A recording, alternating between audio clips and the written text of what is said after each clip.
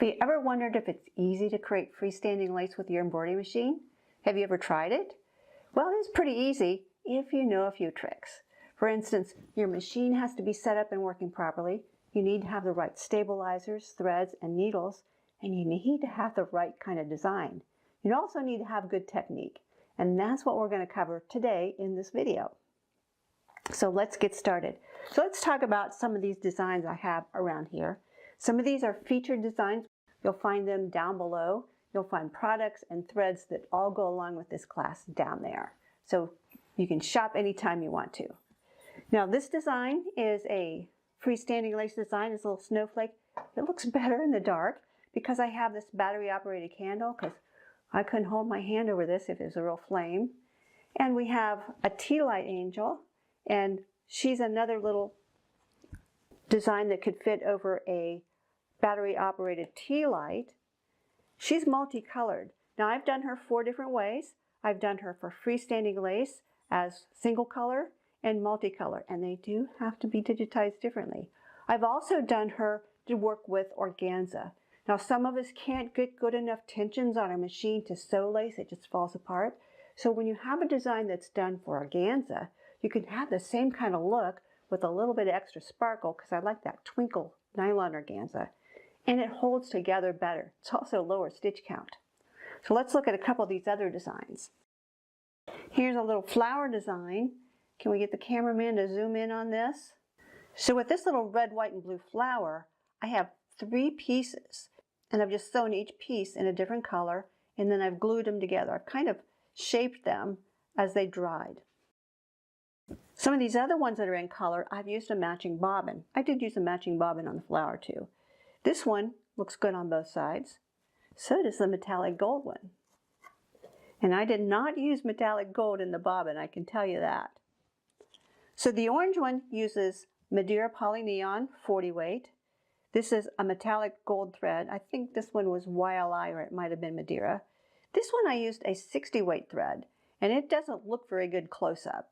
I don't think we can get close enough to see it, but it just didn't stitch well, and I think it's a tension problem, because I sewed all of these in the same hoop, and I did not adjust my thread tension for any of these designs. I just used the same one. This purple one, I'm not sure what weight thread that is, but I think it's heavier than a 40 weight. I thought I was getting a cotton off my shelf, but this is not a cotton. I'm really not sure what it is, but it's thicker, and it feels thick, and it doesn't look as clean. It doesn't have the nice detail that these two do. So you're going to have to test your threads. Now this one was sewn in another type of metallic. It's called soft light metallic, and it's not as sparkly. Here we have another metallic down here, and this is a heavier one. This is this thread, which is Madeira Super Twist, and I like it. It's really, really sparkly, comes in really pretty colors, and it is heavier. But these designs, both of these two here, use heavier thread. These are the mock crochet snowflakes, and they're designed to work with heavier thread. In fact, I've done 2 40 weights through the needle, and they look really, really good. Here's another one that uses soft light metallic. And you can see that it's sparkly, but it's not as shiny as the metallic up here. Now, a lot of times we just do lace in all white. And here are the pieces that I use to make the tea light angel. And it just interlocks together, and it has some stitching problems. Some over here, a little bit here, and these are all thread tension problems. So it's not a design problem, it is a machine problem. And we sometimes have that. This is a bow, and it's a two-piece design. And I have it glued onto a clip. So I've just used I didn't use a hot glue on this, I used a fabric glue.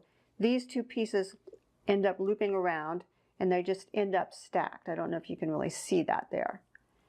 I used a multicolor thread on this. So I used this variegated thread to get this interesting mottled look. Now I want to show you one of these little small angels. I call these the pocket angels. These are my best-selling lace designs. And what people do with these, I've gotten some really heartwarming stories about these.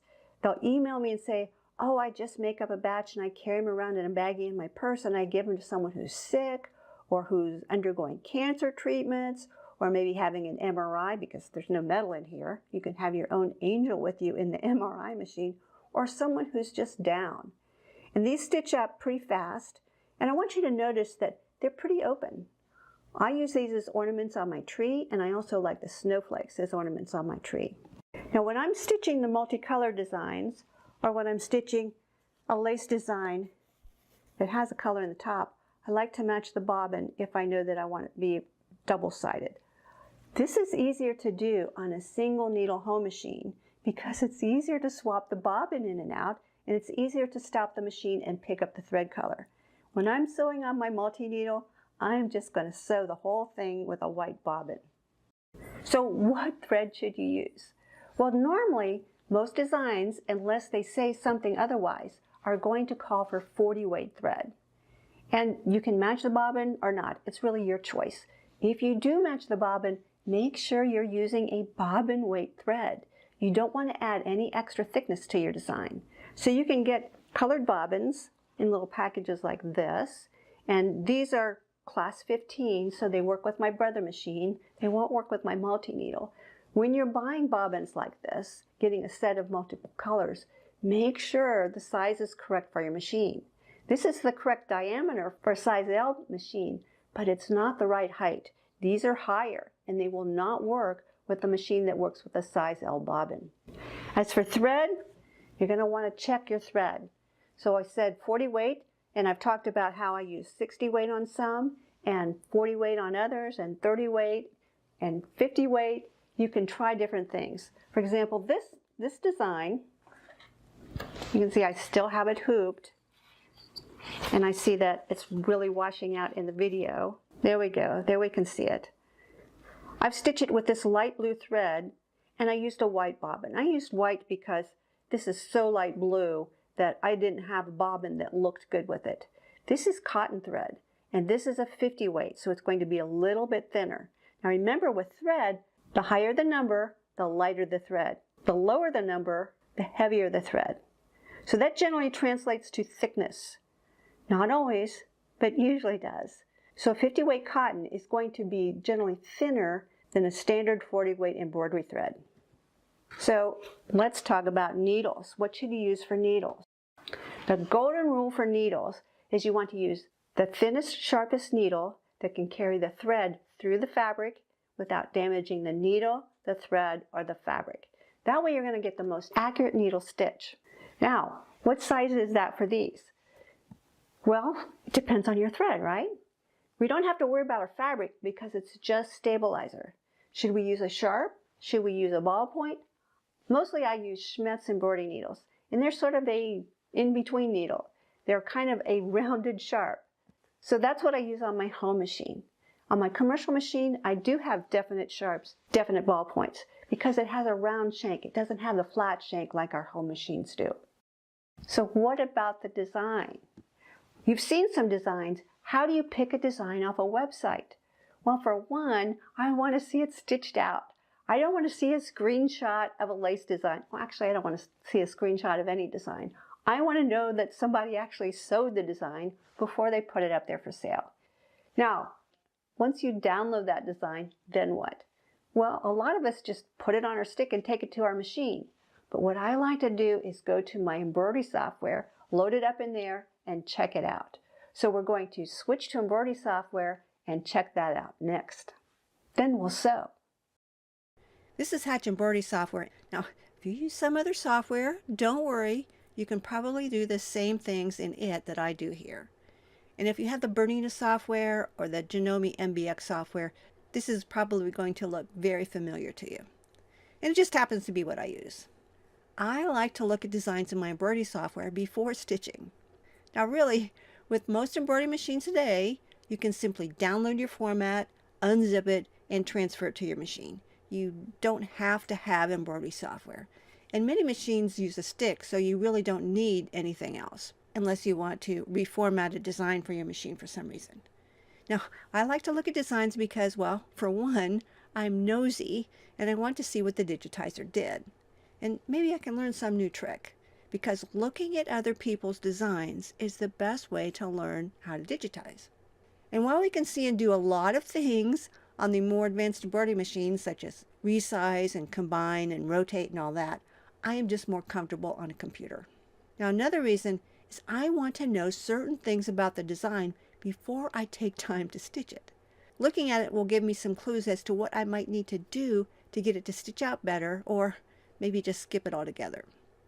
So this is part of the bow design, and I've got a 5x7 130 by 180 millimeter hoop showing here so you can see how large it is. And it just fits this hoop. In fact, it's 179 millimeters tall, and I resized it to 178 millimeters because sometimes my machine will say this is too large for my hoop, and I don't want to go to a larger hoop. Now I have a lot of free space around this, and the other part of the bow looks like this.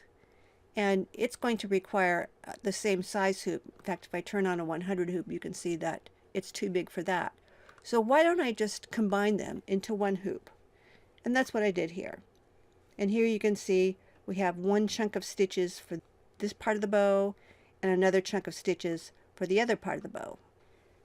And this little icon indicates that these are just stitches only. So when I resize this from 179 millimeters down to 178 millimeters, it didn't change the design pattern in any way. It just microscopically, practically, shrunk the stitches a little shorter and a little closer together. 1 millimeter is insignificant on a design of this size. Now, in some programs, and Hatch happens to be one, it wants to open machine files, which are just stitches, and try to convert them into objects. We don't want to do that because we have specialty stitches going on in here, and Hatch won't know what kind of object that is, and so it'll put some kind of default thing on there, and it might not be right. Now, as long as we don't do anything to resize the design or do anything that would cause it to recalculate, we're fine. But I resize this, and even 1 millimeter resizing will change those stitches. So if you have software that does that, tries to convert it into objects, and I don't know what all software does that, you'll know, then you need to turn off that feature. And I just like to open machine files as stitches only. And we can see we just have stitches only there. So I have this combined, and now all I need to do is export it for my machine. Now, I could have moved these closer together like that. It's not a big deal. I'm not going to move them down in the corner or anything. In fact, I would just do that at my machine. So for example, at your machine you might think of, well, why don't I just do something like that? So I have this extra stabilizer over here that I'm not using. The reason I'm not doing that is because the best and most uniform stabilization is in the center. And so I like to keep things kind of centered. They're overlapping. So now this is ready to export. If I want to make sure it's centered, I'll click the Center All button. Now another design I stitched was this little butterfly. Here you can see it in a 4x4 hoop, the 100 millimeter hoop. And I'm going to zoom in on this. And you can see that it's pretty small. It's almost a quarter of the size of my hoop. So 52.4 by 44.8. I'll zoom back out to 100%. Now if we look over here on the objects docker, remember these are not objects, these are globs of stitches. It has separate globs. And that's because for some reason this little design has trims in it. It shouldn't have trims in it, but it does. Can we fix that? Not easily. I'm not going to bother with it. I'm just going to let the machine handle it. My machine, which is a Brother Dream machine that I'm going to sew this on, will see these and it'll trim, even though they're very short. If your machine doesn't trim on shorter trims, or it only trims at the end of a color change, you could have floating stitches that get partially sewn in that you'll have to dig out. So this is something I'm going to look for when I'm checking my designs before I sew them. Now, because this design is small, and this is the smallest hoop I have that it'll fit in, I want to take advantage of this extra space. So I've combined 4 of them in one hoop. And they just squish in there pretty close, but they do fit. And I've given each one of them a different color. And that's so that I can stop the machine and put a different thread color in there if I want to. And I'll probably want to change the bobbin if I'm using colored thread on the top for my lace. Now here's another butterfly design. And you can see that it doesn't quite fit my 100mm hoop. I am not going to try to shrink this. Lace is very specially digitized so that all the stitches integrate and connect, because when we stitch lace, once we wash out that stabilizer, we don't have any fabric to secure the design. It's just going to be whatever the stitches are doing to hold it together. So I'll need to go up to the 5x7 hoop, the 130x180 hoop, and I'm going to select these 2 pieces.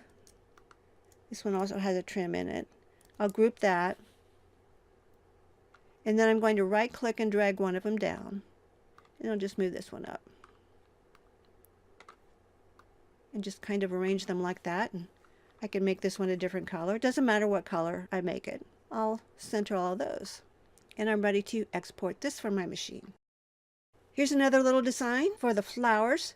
You saw this as a red, white, and blue flower. I did this in blue, this in white, and this in red. And I just stacked them all together. Now, are they intended to do that? Who knows? I have 3 flowers that could be stacked or used individually. So I can do anything with those. Now here are 2 more designs. This one and this one I digitized. And if you look at the sequence docker, this is what objects look like in Hatch.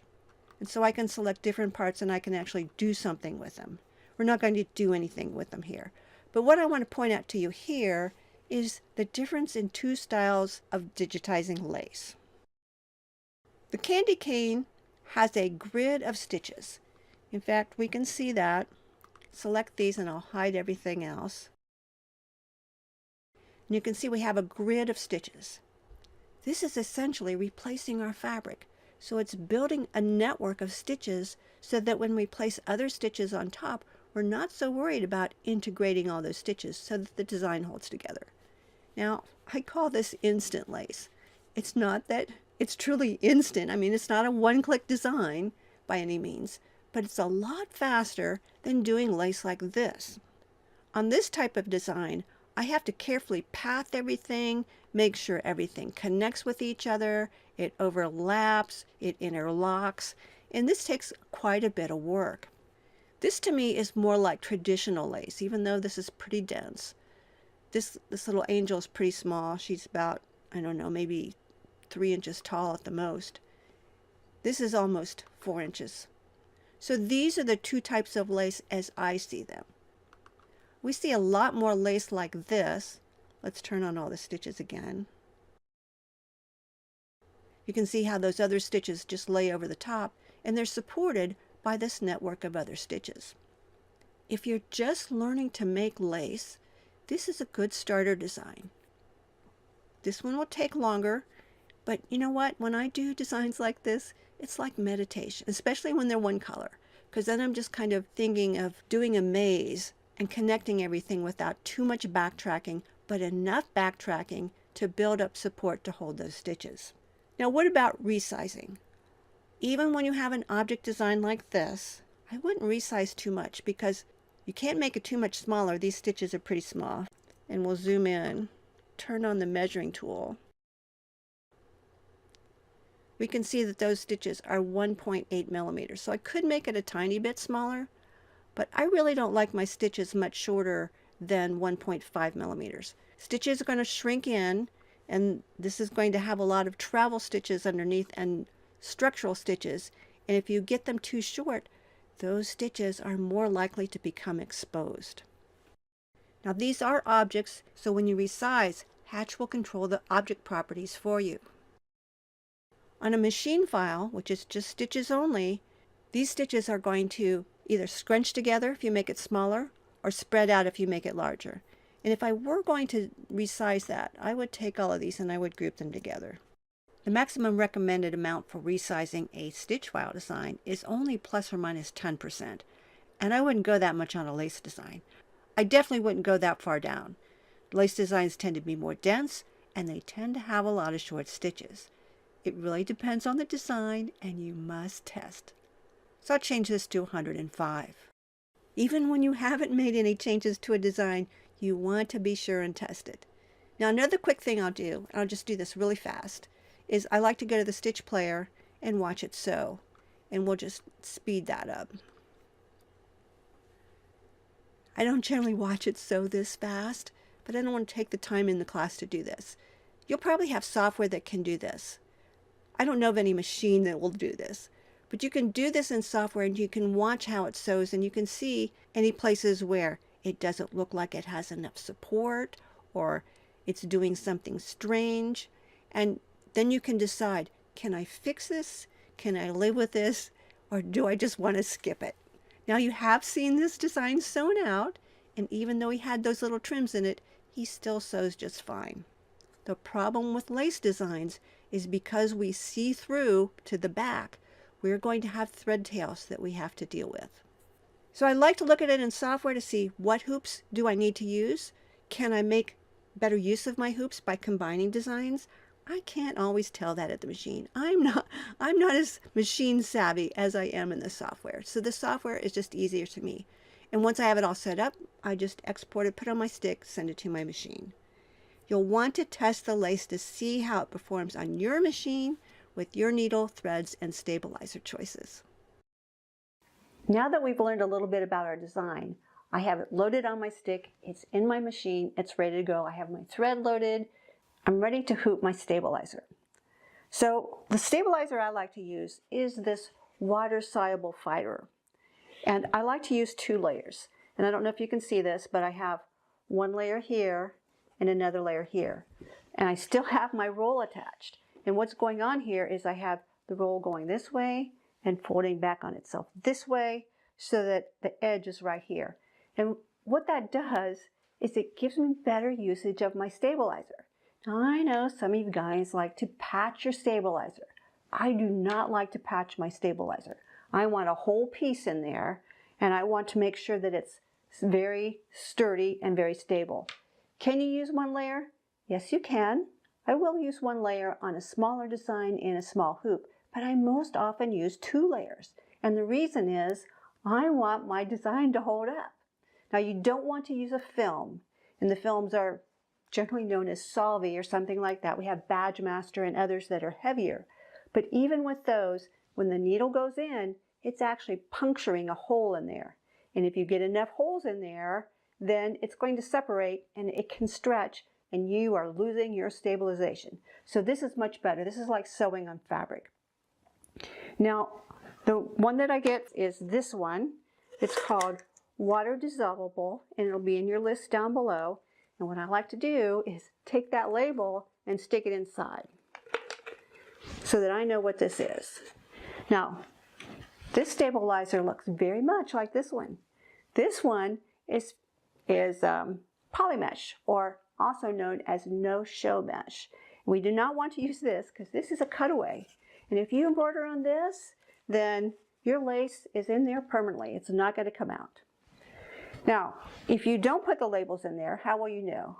Well, here's my little trick. I just lift up the little corner and I chew on it a little bit. Doesn't taste like hot fudge, but it doesn't have much of a taste at all. Don't worry about it. If it dissolves, you know it's the right one. Now, another thing to notice is that this stabilizer is the right size for my 5x7 or my 130 by 180 hoop. I use this hoop a lot, so I like to get rolls that are sized for my hoop. Now, if you have a larger hoop, here's my 200 by 200 hoop. This stabilizer is not wide enough. It looks like it would be, but it's really not. I guess you're seeing the back side. So there's the front. It's just not wide enough. And for that, I get my wash away on a bolt like this. And this is Fabrisolvi by Solvi. So you can get that. If you have a large hoop, then you can use this.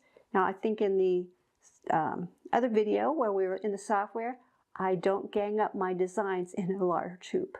So if I were sewing those little butterflies, I would not fill up that big hoop I just showed you to sew all of this. I'll fill up a small hoop, but not one of those big ones. It's just not stable enough. So if you do a lot of lace, this is the way to get it, because this is more economical in the long run.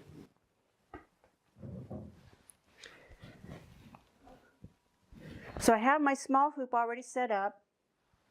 I'll get this one out of the way. And with this one, I've taken the same roll and cut off a piece, and now my fold is at the bottom. I don't like to have the roll hanging off the top. It's just too cumbersome. When it's hanging off the side of my machine, at least on my brother, I can have it supported out here, and it's not flopping all around.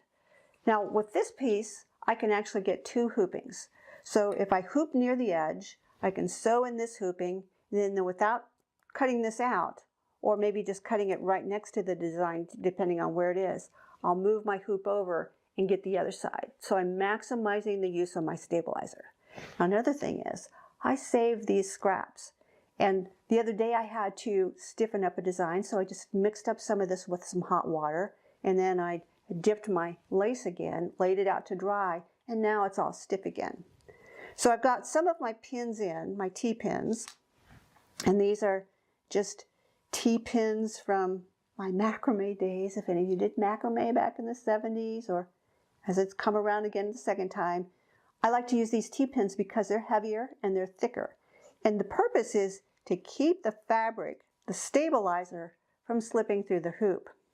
So I'm just going to slide one in here, and I do it after it's hooped.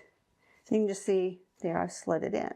You don't need too many on here. Now what if you don't have T-pins? You don't have to go out and buy them. Just regular old straight pins will work. So now I'm ready to sew. I'm going to sew one of the butterflies, and I'm going to use the variegated pink. I already have it loaded in my machine, and I need to put in a matching bobbin. So I've chosen a pink bobbin. This is the right size for my brother. It's a class 15 bobbin. You can wind your own. I like pre-wounds. Pre-wounds are just more evenly wound than I can wind, and they're ready to go. They also have more thread on them.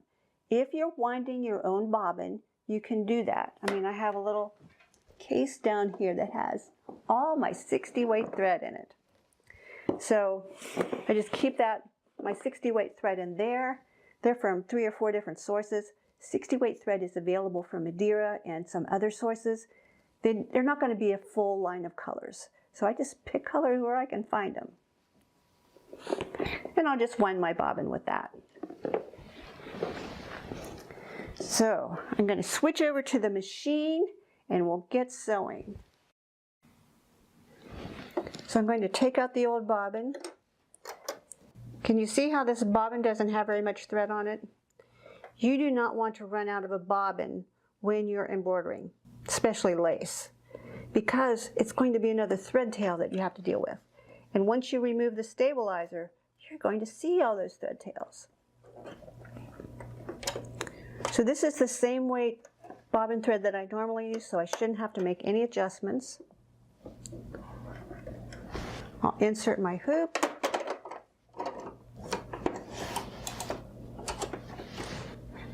And now what I want to do is travel to the first stitch in the design. You'll need to figure out how to do that on your machine. I can tell you it's much easier on this machine than on my 15 needle Baradin. And then I'm just going to turn the hand wheel to bring up the bobbin thread.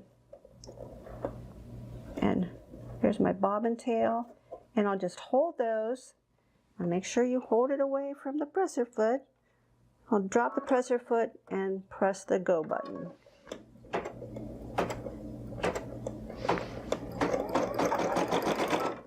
And I'm only going to sew a few stitches, and then I'll trim those thread tails. And then we'll just let her rip.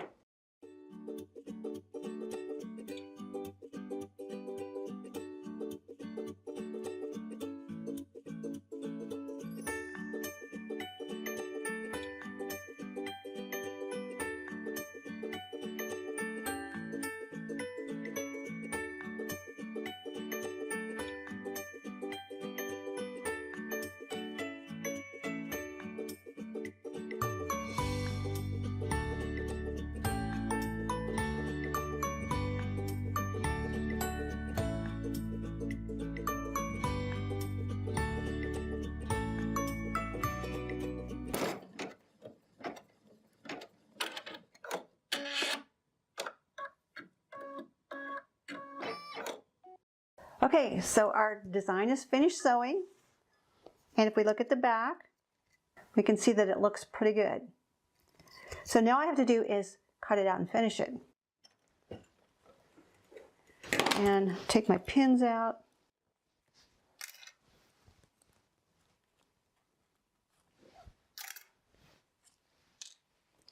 Now, could I have moved it over to the corner? Oh yeah, I could have, but I never remember to do that because I'm in the habit of using proper techniques.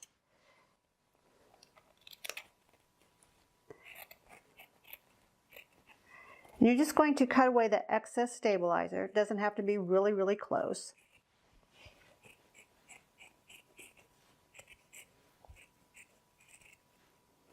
And I definitely could have used just one layer for this. And now I have some hot water here. So I'm just going to take my little lace piece, hold it with the tongs, because I don't have asbestos fingers like some of you may do. And I'm just going to do a couple little quick dips like that. And then I'm going to lay it on a towel, fold it over, and roll it. You do not want to wring your lace. You can just squeeze out the excess with a towel, and then I put it on a cookie drying or cookie cooling rack, and then I'll put a little tile on top of it. So I just have a little trivet kind of tile, and I'll just lay that on top, and it'll dry flat that way. Now, you can't do all designs that way. Some have to be shaped. So for example, my snowflake designs, I have this board, and these are just templates of all the little snowflake designs. And what I did here is, I don't know, have you ever crocheted snowflakes? You have to block them afterwards. And so we'll do that with starch or hot sugar water, and then we need to pin them out. So for my snowflakes, I'll just find the appropriate one, and I'll just pin it out over that shape, and then I know that it's going to be shaped properly. And once it dries, then it retains its shape. Now this angel, how can you see her? So there you go. So she's been shaped over a cone, a styrofoam cone, and she interlocks on the back, so you can take her apart and store her flat, or you can ship her. That's what I like about a lot of the lace designs, is you can store them flat or you can ship them. See how there we go, there she is. And this way they'll stay flat, they stay shippable, they're lightweight, they're easy to sew. And you know what? If you mess one up, you haven't messed up any fabric. All you've messed up is some stabilizer. So let's talk about some gotchas. Now, assuming that you have a good design and that you've hooped and stabilized properly, the number one problem you're going to have is a machine problem. And the number one problem I see is tension problems. So let's get Mr. Cameraman to zoom in again. So this is the front of this design. Looks really good. Here is the back. Can you see all the blobby stuff? Maybe if I tilt it, can you see it? See how it's textured? I've ended up with more top thread on the back than I have on the front. And it's because I'm having a tension problem. This is not the thread in this case. This is the tension problem at the machine. So another problem, can you see all these little threads that are wiggling around in this area? That's another tension problem. So you want to pay attention to this. You need to have really optimal tensions. You also have some problems up here. See that little thread nest there? And over here on this side, we have a lot of nesting going. Those should be clean little squares, and we see knots and loops of thread. So this is probably the #1 problem I see with lace. Now another problem you can have is if the tensions aren't working properly. So if your tensions are too tight, then the stitches are not going to interlock and they can have gaps. And if they gap, then your lace is going to fall apart. And one of the first embroidery machines I had, it did not tension well. And it was just a problem with that model of machine. And stitches work well horizontally, but not vertically. So things would pull too tight and it would gap. So if you're having that kind of problem, you can stitch it on organza. So this is the same angel design. She's been digitized differently. And I've just sewn her on organza. And if you use the sparkly kind, it can look really, really pretty. So let's talk about some other finishing touches you can do.